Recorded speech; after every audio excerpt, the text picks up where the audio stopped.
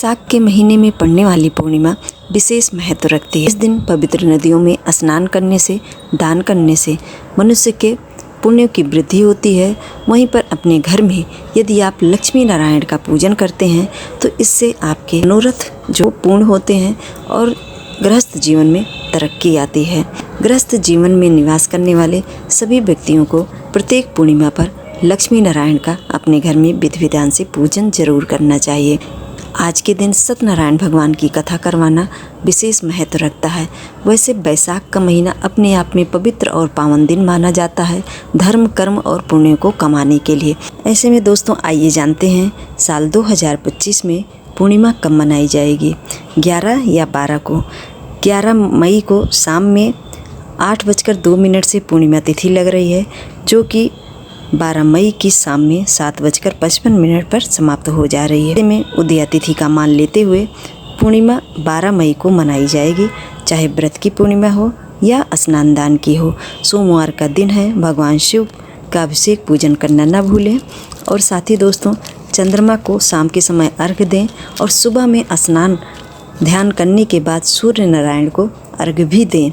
आज ही का ऐसा दिन है जिस दिन भगवान सूर्य और चंद्रदेव दोनों का पूजन किया जाता है। ब्रह्म मुहूर्त में उठना चाहिए। सुबह में नित्य कर्म से निवृत्त होने के बाद स्नान करना चाहिए। गंगा जल मिला लीजिए स्नान करने वाले जल में। बाद भगवान सूर्य को अर्घ्य दें, उनके मंत्रों का जाप करें। फिर भगवान विष्णु और लक्ष्मी जी का अपने घर में चौकी लगा करके पूजन करना चाहिए। घी का दीप जलाएं और पंचोपचार विधि से पूजन करें, स्नान कराएं। फल फूल खीर जो भी आपके पास हो वो सभी वस्तुएं आप भगवान को समर्पित करें और फिर इस व्रत की कथा करके आरती करें। हो सके तो आज के दिन सत्यनारायण भगवान की कथा आपको जरूर करवाना चाहिए, नहीं तो आप स्वयं से भी कर सकते हैं। ऐसा करने से भी भगवान की विशेष कृपा प्राप्त होती है।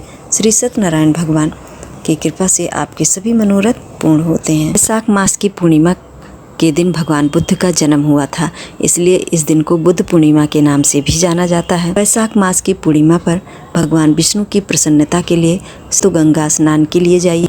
यदि आप व्रत रखते हो तो आप व्रत रखिए, नहीं तो आप पूजन करने के बाद शुद्ध सात्विक भोजन कर सकते हैं। पूर्णिमा तिथि पर माता लक्ष्मी की विशेष रूप से पूजा की जाती है। आज के दिन अपने घर में खीर जरूर बनाएं। माता लक्ष्मी को भोग प्रसाद के रूप में उन्हें अर्पित करें। बाद में उस खीर को पूरे परिवार में बांट करके जरूर खाएं।